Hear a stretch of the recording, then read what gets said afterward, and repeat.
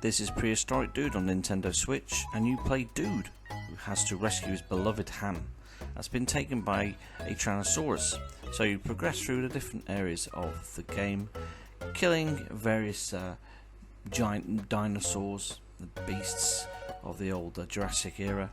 Of course, dinosaurs weren't around when cavemen were around, but hey, it's not a factual game, is it? It's just a kiddie game. It's simplistic, it's quite easy to control, but I did find the controls, for me anyway, a little bit annoying. They were just a little bit, well, they were simplistic, but I just don't think they were too responsive. Sometimes you would just, the way the map was laid out, just find yourself dying way too easily. You have to power up your player by unlocking areas by collecting keys. You collect the keys I find in little areas and corners of the map, so obviously you're going to go for the top corner, bottom corner of the map to find these keys. Of course, everything you need like power-ups and collectibles are in the bushes. Everything's virtually in the bushes. Axes are the weapon of choice for now, and you can collect special gear to help you progress through the different levels, like the mountaineering gloves, which you collect first of all in the jungle level. You can jump on enemies at your own risk, because yeah, you guessed it, you die.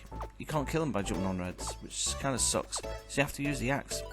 Again, the axe is not that accurate, it can actually be a bit cumbersome, and especially frustrating if you're fighting the bosses. It seems like the game's designed just to pee you off, but it's a fun little game. Some of the enemies will test the young ones and probably annoy them as well.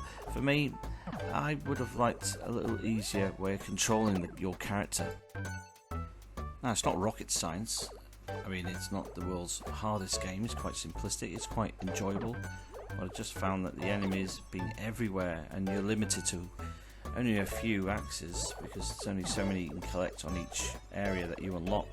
So you find yourself just backtracking a lot, and that's the main moan about this game. I suppose if you can find loads of axes and things, this game would be a breeze. So I understand why they did it, but it just seems like a time-wasting opportunity here for them to just make the game a little bit more frustrating for those people who just want to breeze past the first easy level. For me, I just got quite bored of it. It's a shame because I was looking forward to playing this game. It has its merits, its hidden areas, has little nice little touches in the game as well. The music is a little irritating, but hey, it's a kiddie game, can't moan. The enemies are, well, quite responsive, but again, you can't jump on the damn heads. You can't kill them like that when you run out of axes. So when you're in the middle of a boss fight and you run out of axes, you have to double back and start all over again and try and eliminate that enemy before you can progress.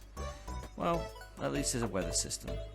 Not Battlefield 3 style, but Battlefield 4 style, but it's Prehistoric Dude style. I love how the enemies ratalaika like, try saying that 3 times, spin out when you hit them. So when you kill an enemy, their bodies fly towards the screen, which is always a treat. I've seen that in quite a few ratalaika games. The game's not bad, it's not awful, it's not great, but it's definitely worth a look in. I'm probably being too harsh because everyone knows that I hate platformers, I really do. And I've played some really good ones. I've played Dead Cells and other games that have been amazingly beautiful games and highly recommended, and I've absolutely hated them. Although they might have been great and polished and well thought out, I just hated the way that platformers work.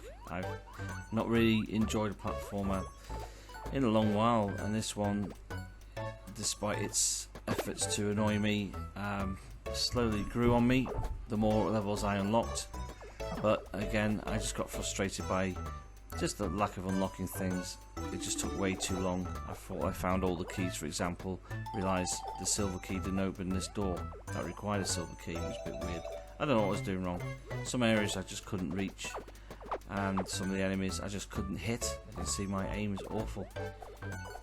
Again, the traps are pretty cool. That's the only thing I can say that's really positive, is that the levels are well thought out, but some parts of the map can leave you a little frustrated and bored. But again, I'm just being picky. It is a kiddie game. Don't expect too much. It's not a Mario world, and it's not a Woodle Tree world, thank God. Yeah, don't really care much for it, unfortunately. So I'll give it a 6 anyway, because at least when you do get all your gloves and special weapons, it does get a lot easier. But the early stages, it just kind of irritated the hell out of me. Some of the strange layouts in this world, especially the jungle world, really just began to get a bit too repetitive. Apart from that, yeah, give it a go. If you can get it on sale, go for it.